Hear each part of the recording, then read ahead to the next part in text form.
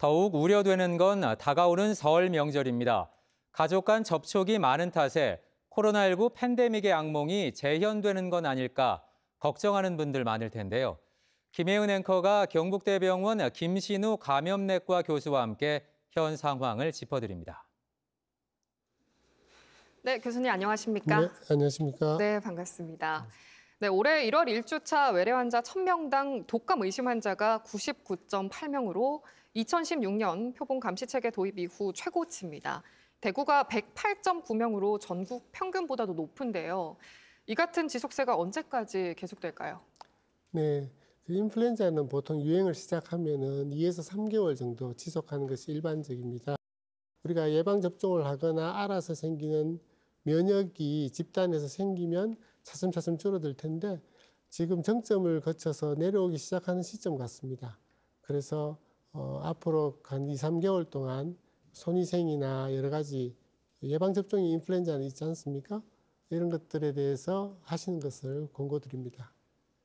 네, 이번 독감의 두드러진 증상이나 특징 같은 게 있을까요?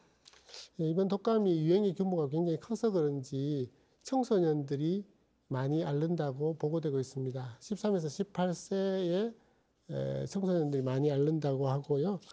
그 인후통과 기침이 다른 독감보다 많습니다.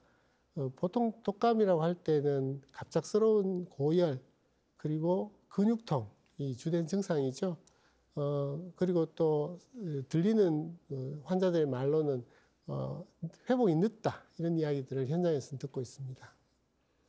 네, 독감의 코로나19 또 호흡기 세포 융합 바이러스도 폭발적인 증가세를 보이고 있는데 각종 호흡기 바이러스가 이렇게 함께 유행하게 되면 기저질환이 있는 고위험군에게는 더 치명적이지 않을까요? 네, 맞습니다. 여러 가지 바이러스가 자체적으로 합병증을 일으키기보다는 바이러스가 감염이 된 이후에 세균성 폐렴 같은 것들이 오기가 쉽습니다. 그런데 한 바이러스에 약해진 이후에 또 바이러스에 의해서 약해지면은 그 중증도가 커질 수 있죠. 그래서 고령 그리고 기저질환자 이런 분들은 개인위생을 더 철저히 하시는 것이 필요하겠습니다. 네, 또 최근 중국에서 크게 유행하고 있는 바이러스죠. 사람 메타뉴모 바이러스에 대한 우려도 커지고 있습니다. 이게 어떤 바이러스고 어떻게 전파되는 바이러스인가요? 감기 바이러스의 일부분입니다. 네. 감기 바이러스 중에 좀 특별하다면은 약한 기저질환자, 어린이, 영유아, 임산부 등에서 좀 더 하기도 감염을 잘 일으키지만 특별히 새롭게 우리가 흔히 팬데믹이라든지 코로나19처럼 대유행을 할 규모가 아직 있다고 생각되지는 않고요. 메타뉴모 바이러스라든지 RSV 바이러스들이 좀 증가하고는 있지만 그 유행의 규모가 크지 새로운 팬데믹의 증거는 아직 없습니다. 그리고 팬데믹을 겪는 상황에서 시민이나 또 관이나 각 의료기관은 나름 노하우가 많이 생겨 있는 상태라서 너무 걱정하지는 않으셔도 될 것 같습니다. 네, 일주일 뒤면 설 명절로 대이동이 시작됩니다. 확산의 기폭제가 되지 않을지 걱정이 큰데요. 내 가족을 위해서 지켜야 할 예방 수칙 어떤 게 있을까요?